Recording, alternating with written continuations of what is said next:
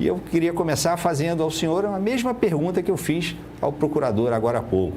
Na sua visão, as provas apresentadas até agora pela Polícia Federal deixam claro que o ex-presidente Jair Bolsonaro tinha pleno conhecimento da irregularidade cometida ou, como diz Frederico Wassef, tudo não passa de perseguição política, de procurar pelo em ovo.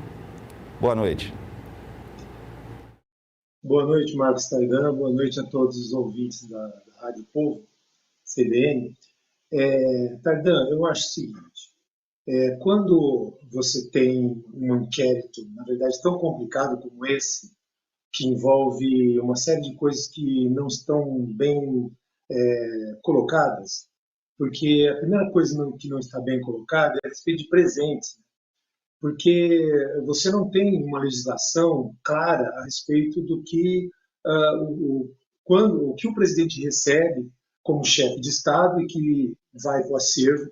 Então, me parece que algumas portarias, algumas coisas nessa direção. E o que é presente personalíssimo. O próprio presidente Lula tem um relógio, que é um relógio, não sei que marca que é, mas desse também que ele recebeu do ex-presidente francês, Nicolas Sarkozy. E ele usa esse relógio porque é um item personalíssimo. Então, não está muito claro. Há algumas portarias que dizem exatamente que quando você não tem o recebimento desses presentes numa troca de estados, ou seja, troca de presentes por estados, aí, quando é esse caso, os presentes ficam no acervo público. Quando o presente é para a pessoa, aí, para o presidente, né? Aí tem duas questões. Pode ser que seja um presente de interesse histórico para o acervo, então ele precisa ser catalogado por um gabinete que existe dentro da Presidência da República. E aí ele vai ser catalogado como um de interesse histórico ou quando esse presente é de personalíssimo, como um relógio, uma botoadura, alguma coisa que é da pessoa. E aí fica para a pessoa. Isso não está muito claro. E aí, então, nós temos uma dificuldade muito grande de entender exatamente o que acontece. Por quê? Porque se você entende que esse presente é personalíssimo, isso parece que tinha que ser dito pelo gabinete, né, que é dentro do Palácio do Planalto, automaticamente isso se incorpora ao patrimônio do presidente. Me parece que ele recebeu uma camisa, Bolsonaro recebeu uma camisa, quando ele viajou para os Estados Unidos, do Donald Trump, de um jogador de futebol americano, e essa camisa ela veio dentro de um vidro, né, dentro de um frame, e aí trouxe para cá, e ele queria essa camisa, né, porque ele recebeu o Donald Trump, foi dele, né, e aí esse gabinete, ele entendeu que não poderia ficar com o Bolsonaro, a camisa do jogador de futebol americano. Por quê?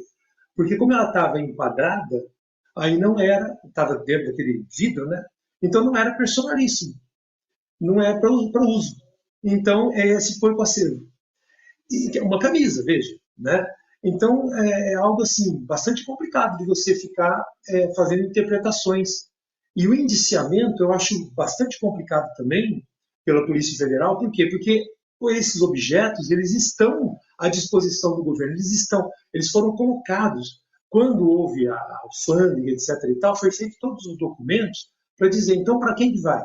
E ninguém nem sabia onde ficar, né? Aí foi para a Caixa Econômica Federal, me parece, né? Ficou lá, era para ficar no TCU, porque o TCU tem uma portaria sobre isso também, o TCU não tinha cofre para guardar.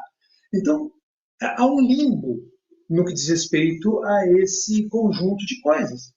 E esse limbo, ele deixa a situação bastante complicada para você fazer indiciamento penal. Porque o indiciamento penal ele exige que exista o cometimento do crime. E se os objetos estão no TCU ou na Caixa Econômica Federal, não sei exatamente onde estão, então qual é o prejuízo ao erário? Ou seja, qual é o furto, no caso, né? E aí você não sabe ainda se esses objetos seriam catalogados de uso pessoal ou não, porque ainda não foi dada essa classificação, que cabe a um gabinete dentro do Palácio do Planalto, que inclusive agora está lá com o atual presidente. Então, se ainda não foi dado esse encaminhamento, para saber que tipo de objeto é esse, então qual a celeuma em relação a isso? E me parece que o indiciamento, que é uma questão penal, é muito complexa. Me parece que há uma questão aí. Pergunta ao senhor, professor. Desculpe interrompê-lo, eu não estou ouvindo agora. Cortou aqui. Pronto. Desculpe interrompê-lo. Deixa eu fazer uma pergunta. Aliás, antes da próxima pergunta, deixa eu fazer um convite para você que nos acompanha aqui, deixar o seu like, compartilhar, fazer um comentário, fazer uma pergunta, quem sabe aqui para os nossos convidados. Mas voltando ao senhor, professor, e na sua opinião, eu entendi o seu ponto de vista. O senhor acha que está, enfim, não há legislação, não deixa claro, então não deixa claro se ele cometeu o crime ou não. No seu ponto de vista. E no seu ponto de vista também, o senhor acha que esse caso deveria, de fato, estar sendo conduzido no Supremo Tribunal Federal? Não, Tardan. Por quê? Porque, veja, basta você lembrar do Michel Temer. Michel Temer foi alvo do Procurador-Geral da República por 2 vezes na Presidência da República. Há um artigo constitucional, que é o artigo 86, que diz assim, que o presidente ele só responde por crimes em função do mandato e na vigência do mandato. Aí sim ele vai responder penalmente por aqueles crimes. Michel Temer, então, tinha lá aquele monte de questões. O Procurador-Geral da República, à época, Rodrigo Janot, entendeu que sim, estava na vigência da presidência e era em função da presidência o crime, tentou uma denúncia junto ao Supremo Tribunal Federal, em face de Michel Temer, e naquele momento passou pela Câmara dos Deputados, a Câmara dos Deputados não autorizou, e aí ficou, aquela questão ficou. E quando ele saiu da presidência da República, o que aconteceu? Aí volta para a primeira instância. Volta para a primeira instância, inclusive, parece que na primeira instância, aquela questão do Porto de Santos, uma série de coisas lá, parece que até ele foi preso, né, por um período curto ali, né? Mas voltou para a primeira instância. Então a gente tem que entender que quando você é ex-presidente, qual é o Supremo Tribunal Federal, ele tem competência de acordo com o artigo 102 da Constituição. Nós temos que obedecer ao artigo 102. Então, a competência originária do Supremo Tribunal Federal é para processar e julgar quem?